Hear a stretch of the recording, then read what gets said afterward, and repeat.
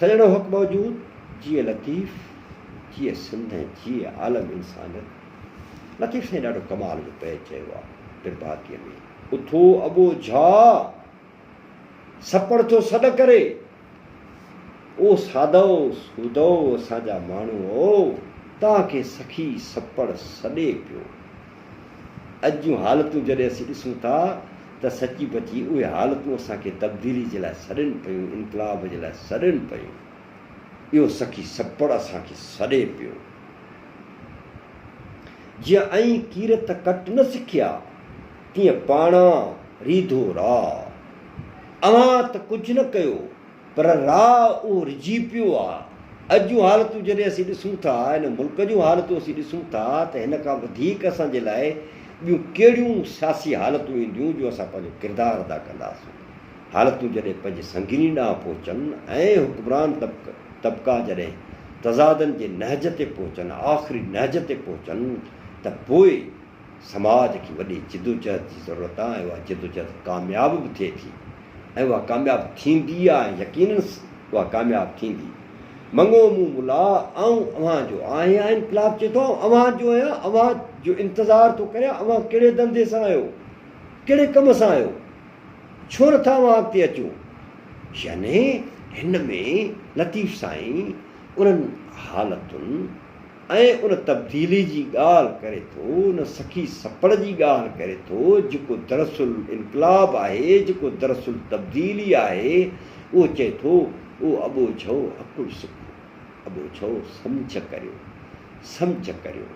आऊं जा ॻाल्हि करियां थो अव्हां जी तब्दीली जी ॻाल्हि करियां थो, आऊं जा ॻाल्हि करियां थो अव्हां जी वकार जी ॻाल्हि करियां थो, आऊं जा ॻाल्हि करियां थो अव्हां जी तरक़ीअ जी ॻाल्हि करियां थो, आऊं जा ॻाल्हि करियां थो बराबरी जी ॻाल्हि करियां थो। कोई नंढो न हुजे, कोई वॾो न हुजे, सभु बराबरि हुजनि ऐं सभिनी जी इज़त ऐं वकार हिकु जेतिरो हुजे। सभई पंहिंजी ज़िंदगी ख़ुशहाल ज़िंदगी गुज़ारनि, सभई पंहिंजे महिनत जो फल हिकु जेतिरो हासिलु कनि। ऐं सखी सपड़ यानी तब्दीली ऐं इनकलाब इहो ई त चाहियां थो, जेको अव्हांखे अबो झो सम्झ में नथो अचे, अबो झनि खे सॾे थो अचो। छाकाणि त असांजी अक्सरियत सिधे रस्ते ते हूंदी कान्हे का। फ़लसफ़े जो सुवालु आहे त असांजी अक्सरियत सिधे रस्ते ते न हूंदी आहे। नतीजे में तब्दीली तमामु घणो ॾुखी थी पवंदी आहे। अचो त पाण उन सिधे रस्ते ते हलूं, अचो त पाण उहो सिधो रस्तो अख़्तियारु कयूं, जेको सिधो रस्तो असांजे अंजनि जो इलाजु आहे। यार आऊं ॻोठनि में रुलंदड़ माण्हू आहियां, ऐं सिंध जो चपो चपो घुमियो आहियां। सिंध जूं ॿहिराड़ियूं पंहिंजी सहूलियतुनि खां महरूम आहिनि। सिंध जे ॿहिराड़ियुनि में स्कूल न आहिनि, हेल्थ सेंटर न आहिनि। सिंध जे ॿहिराड़ियुनि में बिजली जी एतिरी त शदीद लोड शेडिंग आहे जो माण्हू गर्मी, केॾी शदीद गर्मी आहे, उन गर्मीअ में माण्हू एतिरी त बेज़ारगी वारी हालत में ज़िंदगी गुज़ारनि था जो उहे माण्हू पंहिंजी ज़िंदगीअ खां बेज़ार आहिनि। उहे पंहिंजे भाउ खां बेज़ार आहिनि, फैमिली मेंबर्स खां, घर भातियुनि खां उहे जेके आहिनि से बेज़ार आहिनि। हाणे इहो असांखे हासे करे ईअं रखियो वियो आहे त असीं रुॻो पंहिंजे उन सर्वाइवल वारी जंग विढ़ंदा रहूं ऐं का बि तब्दीली जी ॻाल्हि न करियो। निकिरो, जाॻो, जियो, हिमतुनि सां, हौसले सां, बहादुरी सां, बेबाकी सां उथो ऐं जाॻो ऐं पंहिंजो पाण मां ई क़यादतूं पैदा करियो। ऐं हिन वक़्तु शऊर अची रहियो आहे। सच पुछो त जेके माण्हू हिकु ॾाचीअ जी ॼंघ कटिजण ते एॾो रिएक्शन ॾेखारनि था, नसरुल्ला गॾाणी जी शहादत ते एॾो रिएक्शन ॾेखारनि था, त उहे पंहिंजे वतन जी ख़ुशहाली जे लाइ भला ख़ामोश रहंदा। मसइलो रुॻो क़यादतुनि जो आहे ऐं क़यादतूं असांखे पंहिंजो पाण मां पैदा करणियूं पवंदियूं।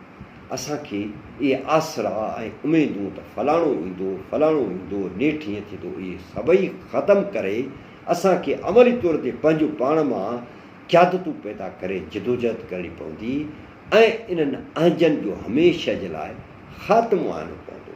ॿी सूरत इहा थींदी त असां हमेशह जे लाइ फना थी वेंदासीं। ॻाल्हि सादी पई आहे, चॉइस तव्हांजी आहे, चूंड तव्हांजी आहे, फ़ना थियण था चाहियो या हिकिड़े वक़ार वारी क़ौम थी करे तव्हां दुनिया खे जेको तव्हांजो अज़ीम पैगाम आहे उहो दुनिया खे पैगाम ॾियणु था चाहियो। ॻाल्हि सॼी अव्हांजे हथ में आहे।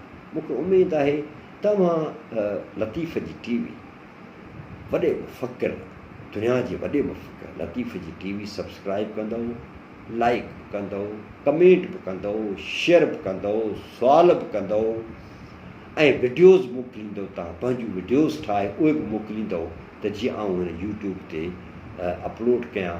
ऐं हीअ लतीफ़ टीवी आहे ऐं इहा हर माण्हू जेको पंहिंजी ज़िंदगी में तब्दीली आणणु चाहे थो हर माण्हू ताईं हिन टीवी जो पैगाम वञणु खपे। सदाईं सलामत हुजो, जिथे बि हुजो, ख़ुशि हुजो, हर वक़्तु तहरुक सां ज़िंदगी गुज़ारियो, जुस्तजू सां ज़िंदगी गुज़ारियो। हक़ मौजूद, जिए लतीफ़, जिए सिंध, जिए आलम इंसानियत।